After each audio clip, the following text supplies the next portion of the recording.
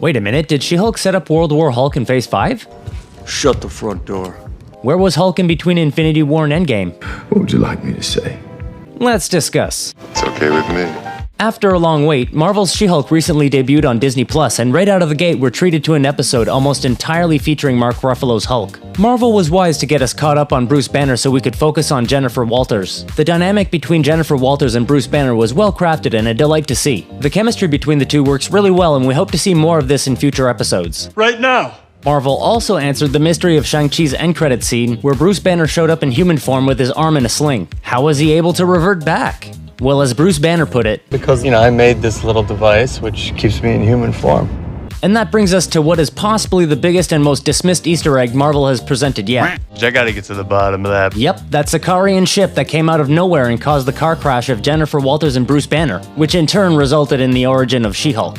Now don't Hulk out as we quickly ask you to like, subscribe, and quack that notification bell. Otherwise we're gonna bring up Tony and Bruce's bar. It's a good time during a hard time. Right, onto our Hulk baby daddy theory. So, when they finally get around to talking about the Sakarian Class 8 courier ship, Bruce just casually dismisses it. Is this a message from the Grand Master wanting him to come back for the Contest of Champions? That could be it, but highly doubtful, as the last time we saw the Grand Master he was being captured by citizens of Sakaar. But can't have a revolution without somebody to overthrow. The more likely scenario is that Sakaar is in a war and they could really use the help of Gladiator Hulk. This is quite possible, however, we're not really leaning into this theory. The theory we're leaning into is that the Sakarian Class 8 courier ship was delivering a message to Bruce Banner to let him know that he has a son named Scar. Scar from Sakaar. Isn't that like naming a kid from Earth, Eartha? Anyways, you're probably asking yourself, who is Scar and what does he do? Who is your daddy and what does he do?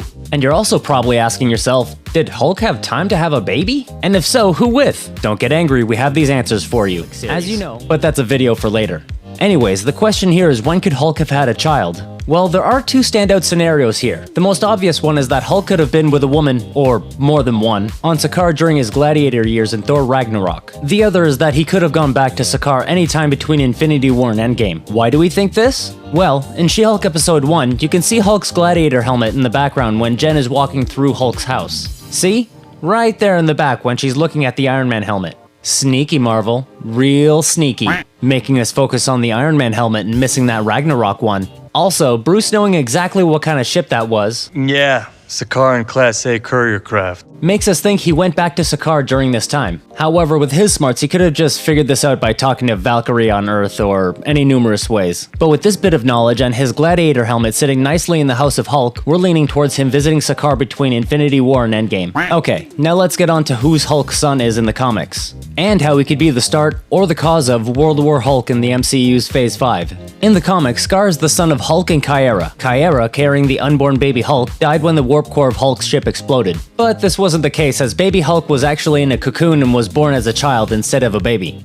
Cocoon boy! Later on, he lives in the savage lands of Sakaar and became somewhat of a savior to the people. This all came to an end when Galactus showed up hungry and destroyed Sakaar, sending Scar out into space and landing on Earth. He then meets up with his dad and the two Hulks duke it out. Remember when we said Marvel likes to combine the best storylines from the comics? Well, our theory is that they're going to combine the World War Hulk and the Son of Hulk storylines. When Hulk left Sakaar, he was seen as the revolutionary leader of the people, and maybe his son Scar detests him for abandoning them. Maybe Scar rose up in his father's place and became a leader on Sakaar, only to have Galactus show up and destroy the planet, with Scar being like in the comics. And it's up to Earth's mightiest heroes to stop him! This would be a great way for them to introduce and handle this storyline, and it looks like they're already laying the groundwork for it. This would be a great way to bring the MCU back down to Earth, while raising the stakes. They could even use heroes such as Daredevil, Punisher, Hawkeye, and more through the storyline. And the final battle between Hulk and Scar would be filled with high intensity and emotions. Speaking of the Punisher, did you know we also have a video detailing Marvel's script for the new series? It sounds pretty great, and the link's in the description. This begs us to ask the question, if Marvel is certainly planning on merging the World War Hulk and Son of Hulk storylines, how long will this storyline spread throughout Phase 5? Will it go into Phase 6? Remember, they already have Secret Invasion, which is going to be most likely a long story and reportedly spread throughout Disney Plus shows and MCU films. Let us know your thoughts in the comments if you think they're going to do this and how long it could be. We do read all of them. Also, be sure to check out our video on why John and like, subscribe, and quack that notification bell. Thanks for watching.